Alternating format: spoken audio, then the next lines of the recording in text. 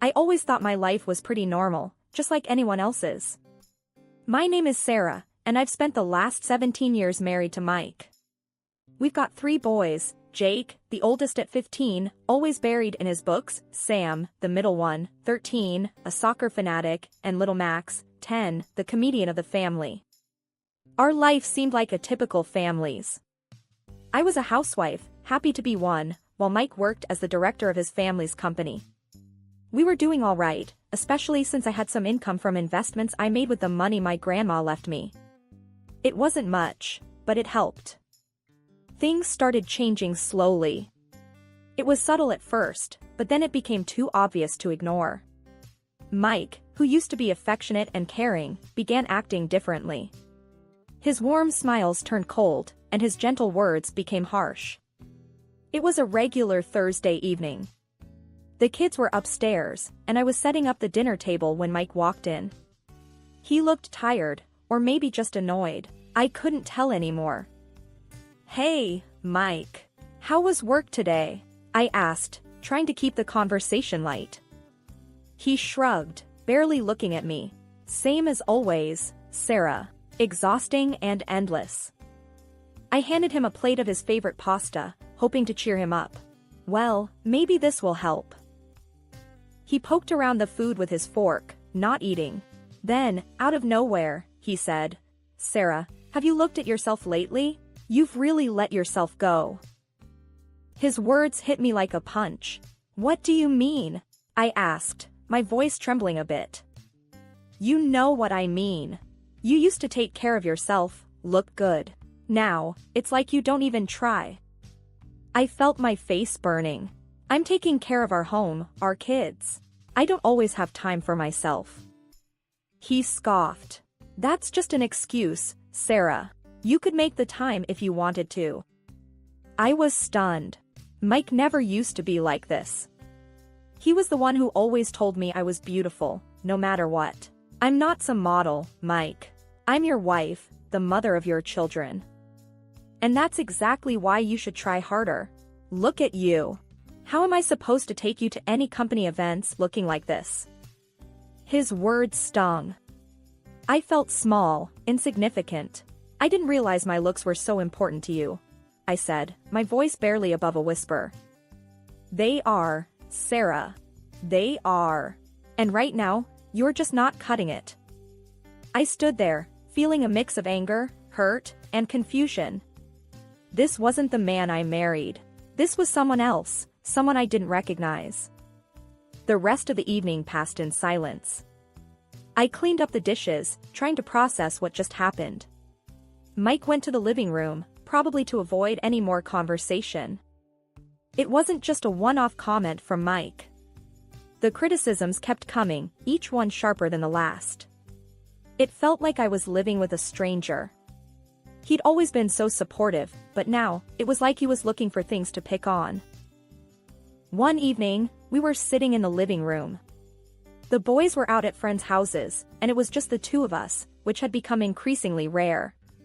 I thought maybe we could have a nice chat, like we used to. "So, Mike, Jake's been talking about colleges already. Can you believe it? Our boy is growing up," I said, trying to start a light conversation. Mike, however, seemed disinterested. "Huh," he muttered, not looking up from his phone.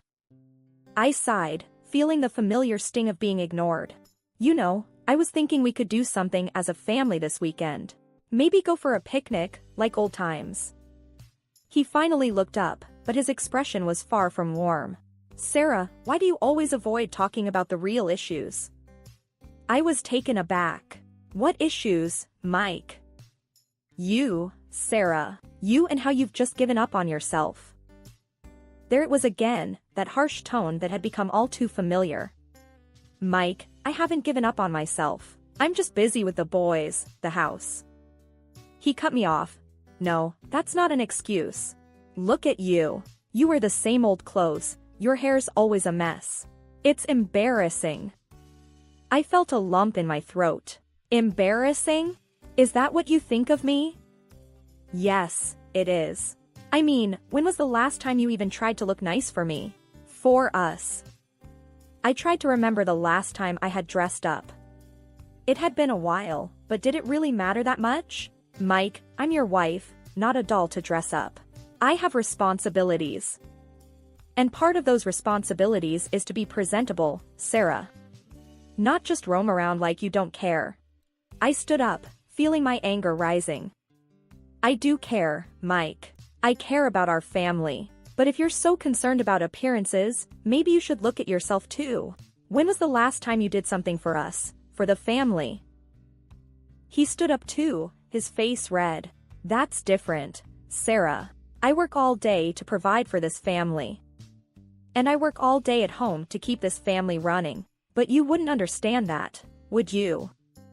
There was a tense silence. Then, Mike spoke, his voice cold. Maybe I wouldn't. Maybe I need someone who understands me better. Those words felt like a slap.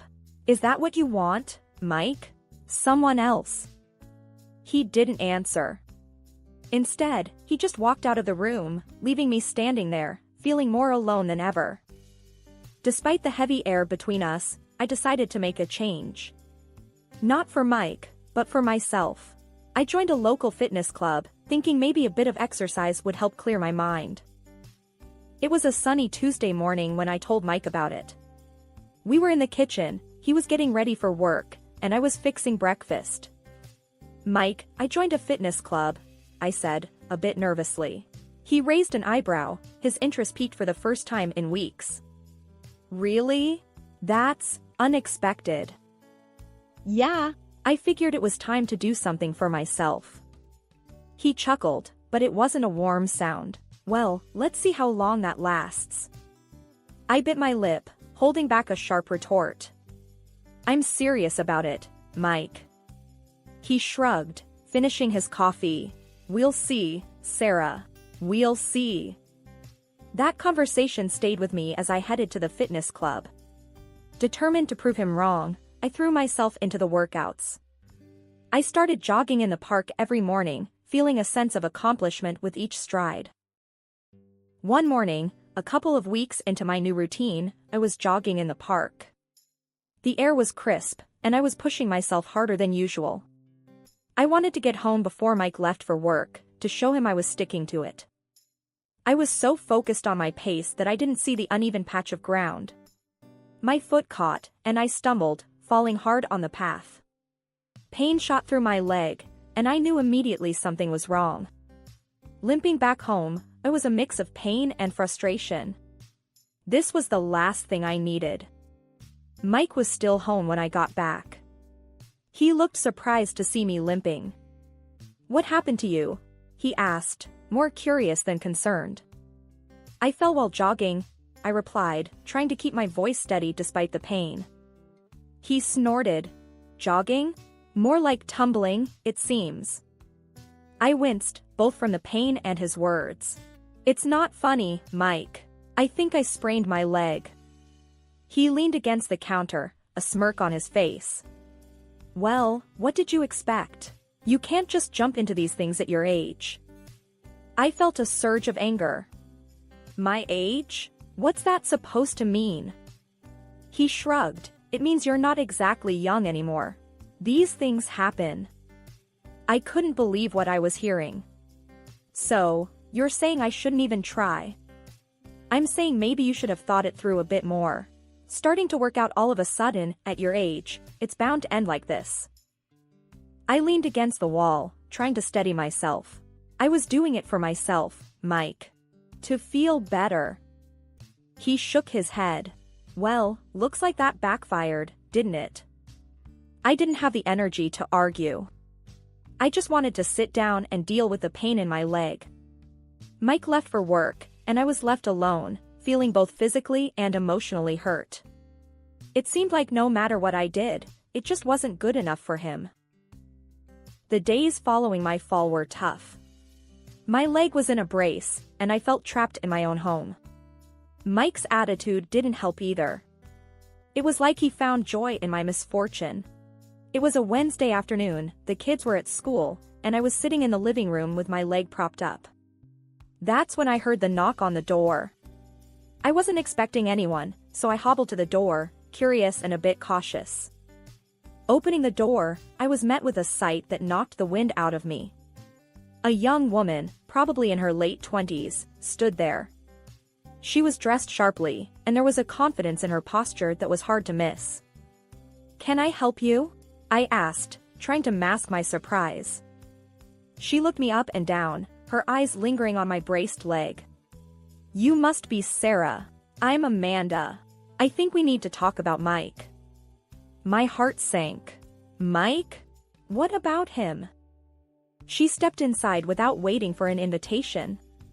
"I think it's time you knew. Mike and I have been seeing each other." I felt like I had been punched. "What are you talking about?" She walked past me into the living room, making herself at home. "I'm talking about Mike, your husband. We're in love, and he's going to leave you for me." I followed her, my mind racing. "That's impossible. Mike would never." She cut me off.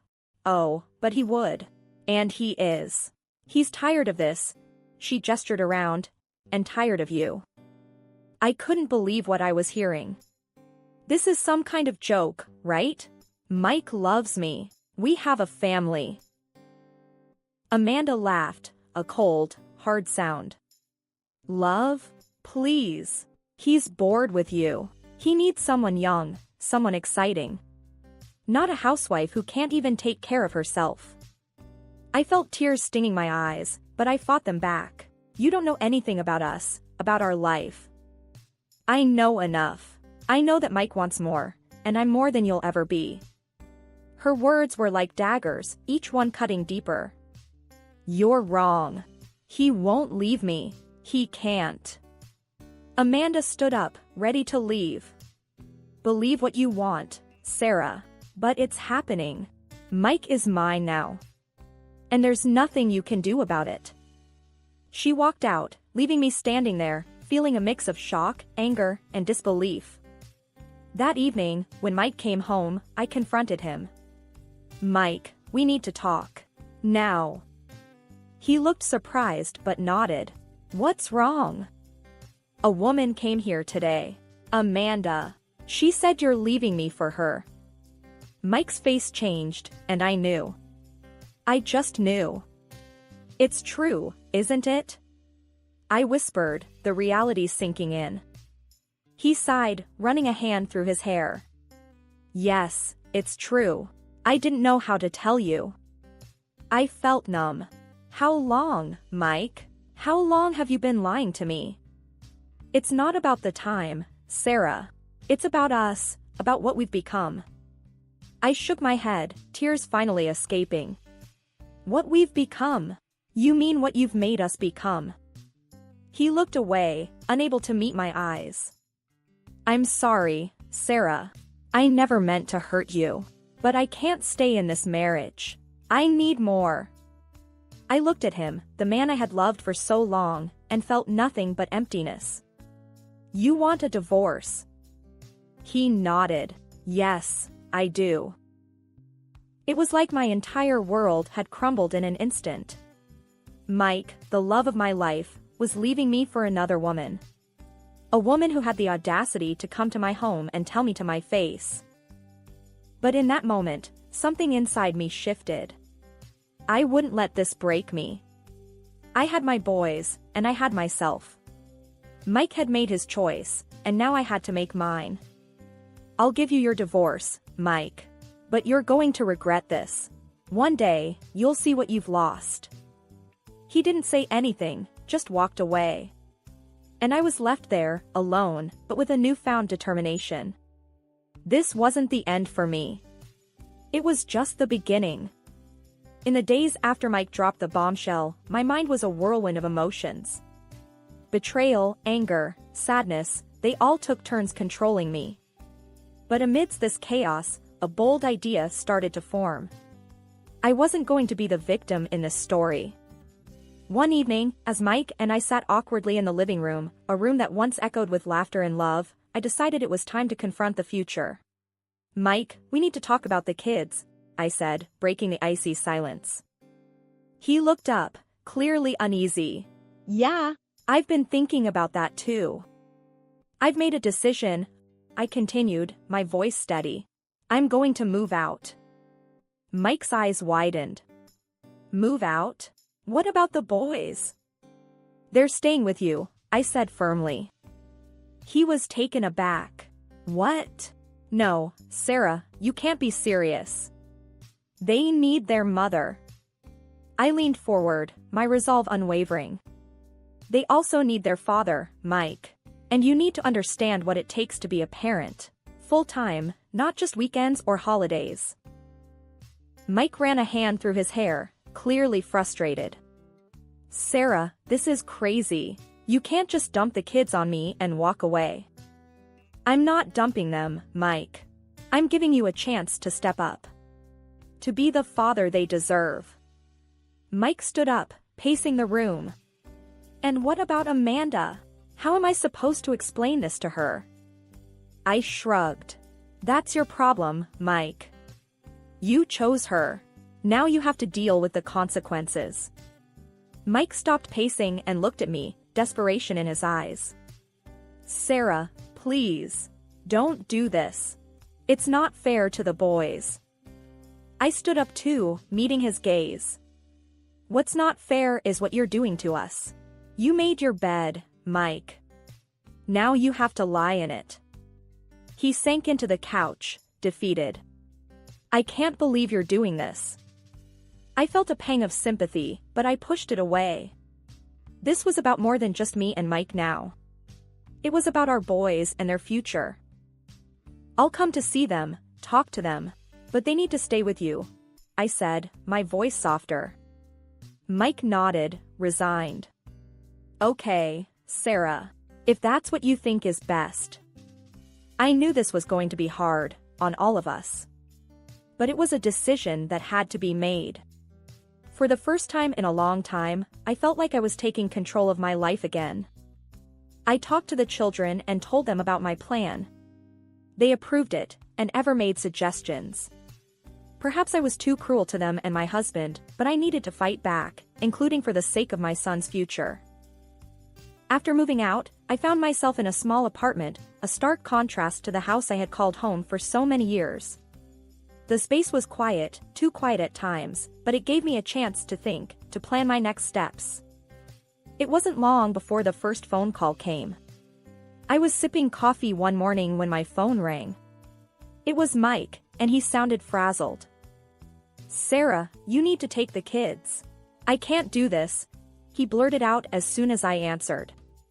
I took a deep breath, trying to keep my voice steady. Mike, we agreed. They're staying with you. But Sarah, it's too much. I can't handle it. Work is hectic, and Amanda, she's not coping with them around, he explained, his voice tinged with desperation. I felt a twinge of satisfaction, but I pushed it away. You wanted a life with her, Mike. This is part of it. The boys are your responsibility too. Mike's frustration was palpable. They don't listen to me, Sarah. They're always asking for you. It's a mess here. That sounds like parenting, Mike. Welcome to my world for the past 15 years, I replied, a hint of gloating in my voice. There was a pause, then Mike said, I didn't think it would be this hard. Well, it is. You'll have to figure it out, just like I did. We ended the call shortly after, and I couldn't help but feel a sense of vindication. Mike was finally getting a taste of the life he had always taken for granted. The next call came a few weeks later, this time from Amanda. Her voice was high-pitched and frantic. Sarah, you have to take these kids. They're unbearable. They don't listen to anything I say. She practically screamed into the phone. I couldn't help but smirk. They're just being kids, Amanda. What did you expect? They're ruining our life, Sarah. Mike is always tired, and we never have any time together. It's like living in a zoo, she complained. I leaned back in my chair, enjoying the moment. Well, Amanda, maybe you should have thought about that before getting involved with a married man with 3 kids. Amanda huffed. This is your fault, Sarah. You should be taking care of them, not me. I shook my head, even though she couldn't see me. No, Amanda. This is the life you chose. You wanted Mike, and everything that comes with him. Deal with it. The call ended with Amanda cursing, and I couldn't help but laugh. It felt good to see her squirm, to see them both realizing how much they had underestimated me and the life I had built around our family. The day I'd been dreading finally arrived, the legal meeting to hash out the divorce and custody details. I walked into the lawyer's office, my nerves taut. There was Mike, looking like a shadow of his former self, and Amanda, her face twisted in annoyance. My lawyer, Mr. Harris, gave me an encouraging nod as we sat down across from them. The mediator, a no-nonsense guy, started off with, "We're here to discuss custody arrangements first." Mike cleared his throat, looking anywhere but at me. "I want joint custody. I can't handle them full-time." I almost laughed at the absurdity. Really, Mike? After all your big talk? Now you're backing down. Amanda piped up, her voice sharp. "Sarah, stop being such a vindictive witch. You're just trying to make our lives hell." I turned to her, my voice icy. "No, Amanda. I'm making sure my kids get what they deserve. A stable home, not a circus." Mike's lawyer, some slick young thing, tried to smooth things over. "Let's keep this civil. We're here for the kids' sake." I was about to retort when Mike blurted out, "I don't even need the damn kids. They're just a nuisance." The room went silent. Even Amanda looked at him, shocked. That's when Mike's father, who'd been silent till now, erupted. "You ungrateful brat," he bellowed at Mike. "I'm cutting you off. No more money, no more cushy job at the company. You've disgraced us." Mike's face drained of color. "Dad, you can't do that. I need that job." His father was unmoved. "You've made your bed, now lie in it." Turning to the mediator, I said firmly, "I want full alimony for the boys. They shouldn't suffer because their father's a selfish coward." Mike's lawyer started to protest, but Mike shut him down with a wave of his hand. "Fine, she gets what she wants." Amanda was silent, her earlier bravado gone. She looked from Mike to his father, realizing the gravy train had just derailed. As we wrapped up, I felt a strange mix of triumph and sadness. It wasn't a win, not really. But it was a step towards a new life for me and the boys. The dust had settled from the legal showdown, and I was starting to build a new life in a spacious apartment I had rented for me and the boys. It was different, but it felt like a fresh start. One evening, while I was unpacking some boxes, there was a knock on the door. I opened it to find Mike standing there, looking miserable. "Sarah, can we talk?" he asked, his voice low. I hesitated, then stepped aside to let him in. "Make it quick, Mike. The boys will be home soon." He walked in, glancing around the new place. "Nice apartment," he muttered. I folded my arms. "What do you want, Mike?" He took a deep breath. I've made a mistake. I was wrong. I want to come back." I looked at him, my heart hardening. "Come back? After everything? You must be joking." He shook his head. "I'm not. I've lost everything, Sarah. My job, Amanda left me. I've got nothing." I felt a pang of something, but it wasn't enough to sway me. "You made your choices, Mike. You have to live with them." Mike's eyes filled with tears. "Please, Sarah. I'm begging you. I need my family." I sighed. "Your family needed you, but you walked away. You can't just come back because you're alone now." Mike looked defeated. "So, that's it? We're really over?" I nodded. "Yes, Mike, we're over. It's time for both of us to move on." He stood there for a moment longer, then turned and left. I watched him go, feeling a mix of relief and sorrow. But mostly, I felt free. Later that night, as I tucked the boys into bed in their new rooms, Jake, the eldest, looked up at me. Mom, are you okay? I smiled, stroking his hair. Yes, Jake. I'm more than okay. We're going to be just fine. He nodded. I'm glad. I like it here. It's different, but it's good.